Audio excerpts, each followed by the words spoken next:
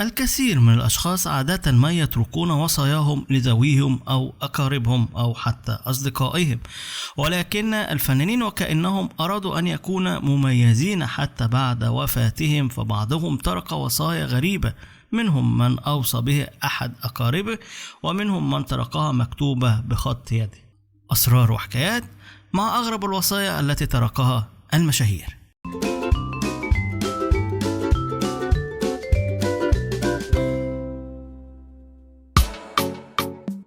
العديد من الفنانين يتركون وصايا قبل رحيلهم عن هذا العالم، تكون إما مكتوبة في دفاتر مذكراتهم وبخط أيديهم، أو يكونوا قد أملوها على المقربين منهم كالأسرة أو الأصدقاء، إلا أن تنفيذ هذه الوصايا يقع عاتقا على الورثة أو الدولة بحال غياب الورثة. لكن هناك بعض الفنانين المصريين أو العرب قد أوصوا بوصايا غريبة جدا، ولكن أيضا قد نفذت بشكل دقيق من قبل الأسرة أو من قبل الدولة. كوكب الشرق السيدة أم كلثوم أوصت بأن يعود ميراثها الفني للشعب، وأن يشارك في تركتها الخاصة 11 شخص، منهم زوجها الدكتور حسن الحفناوي، بالإضافة إلى أولاد شقيقها الشيخ خالد وشقيقتها سيدة، فيشاركون في ميراث فيلتها و50 فدان ومجوهرات وسندات ورصيد مالي. وصية الفنانة الجزائرية وردة. كانت أوسط الفنانة وردة وصية غير تقليدية، حيث طلبت من الكاتب الصحفي محمود معروف أن يتفرغ لكتابة مسلسل عن قصة حياتها، ووضعت شرطا أن تجسد شخصيتها وأن تقدم هذا المسلسل إما الفنانة المطربة أمال ماهر أو الفنانة المطربة أنغام، وأوصت أيضا أن يتم دفنها في بلدها الأصلي الجزائر. وصية الفنان عامر منيب.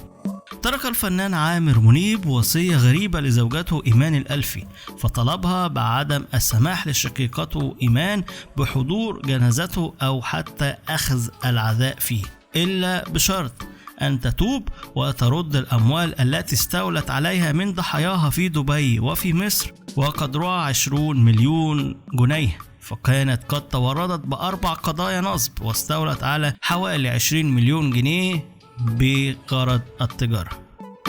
تحية كاريوكا. أوصت الفنانة تحية كاريوكا الراقصة فيفي عبده برعاية طفلة كانت قد وجدتها أمام باب منزلها فتبنتها، وبالفعل الفنانة فيفي عبده قد نفذت هذه الوصية. وصية الفنان حسين صدقي. أوصى الفنان حسين صدقي عائلته بحرق أفلامه، وكتب وصية وقال فيها: أوصيكم بتقوى الله، احرقوا كل أفلامي ما عدا فيلم سيف الإسلام خالد ابن الوليد. وصية الفنانة صباح.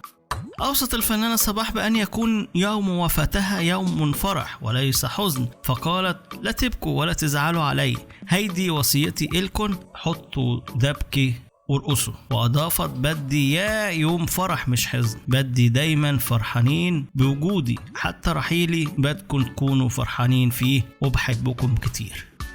الفنان فريد الأطرش. أوصى الفنان فريد الأطرش بألا يرث أحد إلا شقيقه فؤاد فقط، وأن يتم دفن العود الخاص به الذي عليه اسمه أن يدفن معه، وكذلك صورة والدته. الفنان نجيب الريحاني. أوصى الفنان نجيب الريحاني بأن يتم وضع صورة لشخصية كشكش بي التي جسدها في المسرح، وكانت قد نالت شهرة كبيرة، هو بنفسه اعترف بها وقال: لم أذق طعم النجاح إلا بعد هذه الشخصية. فكانت وصيته أن يتم وضع صورة لشخصية كشكش بي التي جسدها في أحد أعمالي، وبالفعل قد تم تنفيذ هذه الوصية. الفنان عبد المنعم إبراهيم. أوصى الفنان عبد المنعم إبراهيم بتشييع جثمانه من المسرح، وبالفعل تم تنفيذ الوصية، وقد خرجت جنازته من المسرح القومي. الفنانة أمال فريد التي شاركت عدة أعمال مع الفنان عبد الحليم حافظ. أوصت الفنانة أمال فريد بعدم إقامة عزاء لها والتبرع بتكاليفه للمحتاجين. قالت في وصيتها: أنا عشت 50 سنة بعيدة عن الأضواء، وعايز اموت بعيدة كل البعد عن الناس، فالفلوس اللي هتعملوا بيها عزا اتبرعوا بيها للمحتاجين، فمش عايزة اي عزا، انا عايزة ارحل في هدوء. الفنان جميل راتب. اوصى الفنان جميل راتب بعدم اقامة اي عزاء له بعد وفاته. الفنانة ماجدة.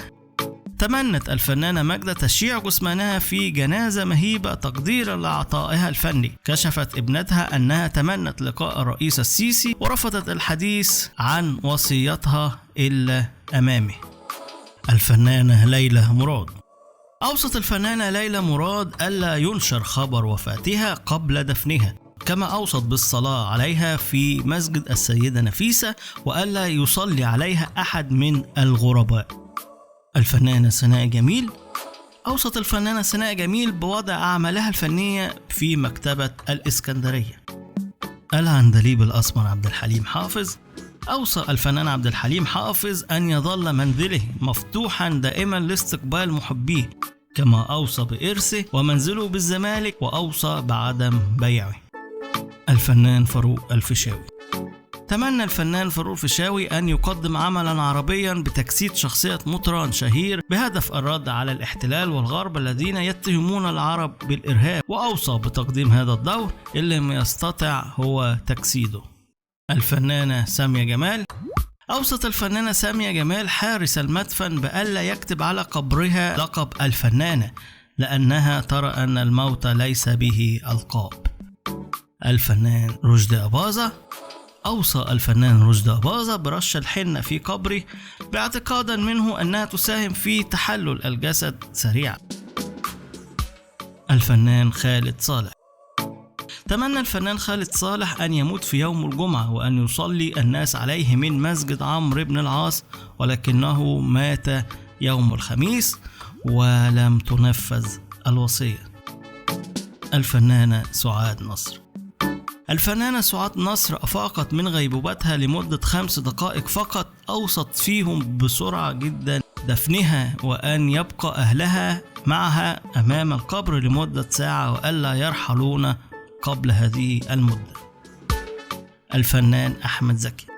أوصى الفنان أحمد زكي بتقديم رواية أولاد حارتنا في مسلسل إذاعي بموافقة الأزهر، كما أوصى ببناء جامع يحمل اسمه ويكون أول من يصلوا هم من يصلون عليه فيه. الفنان أحمد رمزي. أوصى الفنان أحمد رمزي بدفنه في منزله بالساحل الشمالي بعد قضاء أيامه الأخيرة فيه وتعلقه جدا بالمكان. الفنانة سوزان تميم. أوصت الفنانة سوزان تميم بأن يحرم والدها من الميراث، وحولت كل أملاكها إلى والدتها وإلى أخيها فقط. الفنانة دلال عبد العزيز. أوصت الفنانة دلال عبد العزيز ابنتيها بالحرص على تقديم واجب العزاء للمعارف والمقربين، كما أوصت في أيامها الأخيرة بالتذكير دائما بإخراج المرتب الشهري التي خصصته للمحتاجين. وقالت في لقاء سابق: بنات اتعلموا مني إنهم لازم يروحوا العزاء، هي دي الأصول اللي تربينا عليها. الله يرحم كل الفنانين والله يرحم موتانا جميعا. دي وصايا الفنانين ممكن تكون غريبة فعلا جدا. الفنانين عايزين يكونوا مميزين حتى بعد وفاتهم، منهم اللي بيقول الوصايا الغريبة، او منهم اللي بيقول حسب اعتقاده، زي اعتقاد ان الحنة بتحلل الجسد بسرعة في وصية الفنان رشدي أباظة، او الفنانة سناء جميل اللي وصت بان هو يتحط شغلها كله في مكتبة الإسكندرية. والأغرب حاجة اللي قالها هاني رمزي بأن وصية طلعت زكريا الله يرحمه بأنه هاني رمزي يقدم الجزء الثاني من غبي منه فيه، ودي أعتقد أن هي كذب يعني مش حقيقة. متابعين الكرام، متابعين أخبار المشاهير، دي كانت الحكاية النهاردة وده كان فيديو النهاردة. يا رب يكون الفيديو عجبكم، ويا ريت اللي لسه ما اشتركش يشترك ويفعل زر الجرس ويستنى ان شاء الله في حكايات واسرار ان شاء الله تعجبكم، وباذن الله اللي جاي يكون افضل. اشوفكم بخير الفيديو الجاي، والسلام عليكم ورحمة الله وبركاته.